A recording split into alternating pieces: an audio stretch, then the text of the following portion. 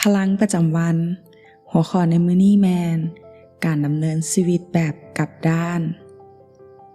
ให้เฮาร่วมใจกันอธิษฐานข้าได้องค์พระผู้เป็นเจ้าโปรดท้าทายข้าน้อยให้เปิดรับพระพรของพระองค์ด้วยการตอบสนองต่อการเอิ้น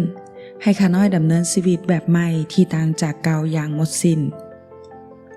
พระธรรมมื้อนี้บันทึกอยู่ในพระธรรมมัทธิวบทที่5ข้อ1ถึง12เมื่อพระเยซูเจ้าเห็นประชาชนอย่างหลวงหลายเช่นนี้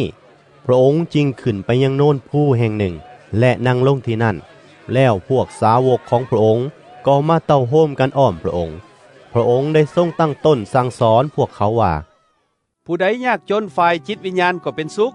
เพราะว่าแผ่นดินสวรรค์เป็นของผู้นั้นผู้ใดโศกเศร้าก็เป็นสุขเพราะว่าผู้นั้นจะได้รับการทรงเล่าโลมผู้ใดมีใจอ่อนหวานก็เป็นสุขเพราะว่าผู้นั้นจะได้รับแผ่นดินโลกเป็นมรดกผู้ใดอึดหิวความชอบธรรมก็เป็นสุขเพราะว่าพระเจ้าจะทรงให้อิ่มบริบูรณ์ผู้ใดมีใจกรุณาก็เป็นสุขเพราะว่าผู้นั้นจะได้รับพระกรุณาตอบ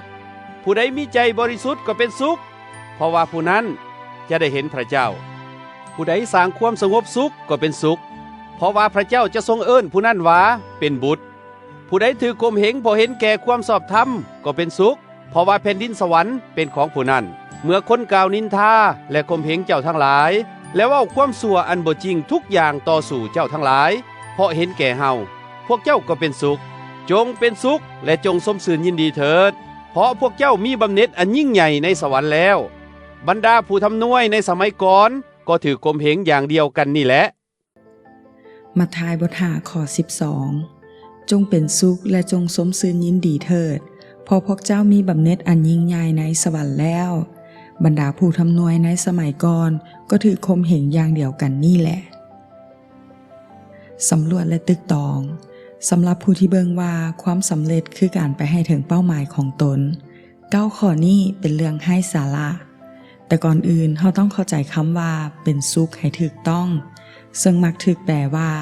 มีความสุขที่อาจเฮ็ดให้เข้าใจผิดเพราะความสุขมักขึ้นอยู่กับวิธีที่เราตอบสนองต่อสิ่งที่เกิดขึ้นในชีวิต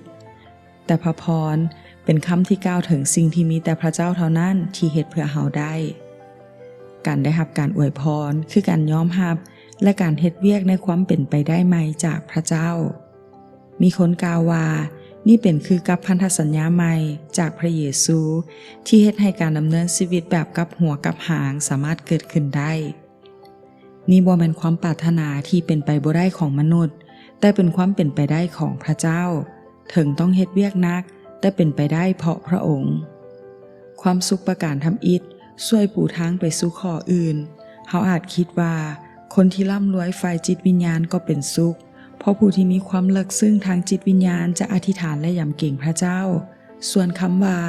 ยากจนฝ่ายจิตวิญญาณนั่นฟังเบิ่งคืออ่อนแอแบบอนาถาอันที่จริงพระเยซูบอกเฮาว่าความยากจนชนิดนี้เป็นกระแจสำคัญสู่การดำเนินชีวิตตามพระประสงค์ของพระเจ้าอย่างแท้จริงเพลงสรรเสริญบทที่34ข้อ6บอกเฮาว่าความยากจนหมายถึงความถ่อมตัวที่เฮ็ดให้เฮาฮ้องหาพระเจ้าคือขอทานฝ่ายจิตวิญญาณที่สิ้นหวังบ่แม่นการก้าวเดินอย่างสง่างามในชีวิตที่เต็มไปด้วยความมั่นใจในตนเองพระเยซูกล่าวว่าพระเจ้าจะอวยพรผู้ที่เห็นความสำคัญว่าเราจำเป็นต้องวางใจในพระองค์หลายเท่าใดขอทานฝ่ายวิญญาณฮู้โตดีว่าเราต้องการพระเจ้า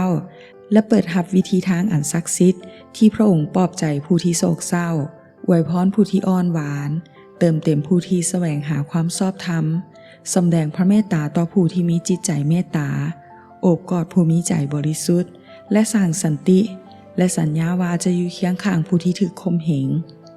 นี่เป็นหนทางใหม่ในการรับความช่วยเหลือจากพระเจ้าเพื่อจะมีวิถีชีวิตแบบกลับด้านที่ได้รับพระพรของพระองค์ตอบสนองขอให้เฮาเล่าบทอธิษฐานประจำวันของคริสตจักรออร์โธดอกซ์ตะเวนออกว่าพระเยซูคริสต์พระบุตรของพระเจ้าขอทรงโปรดเมตตาข้าน้อยผู้เป็นคนบาป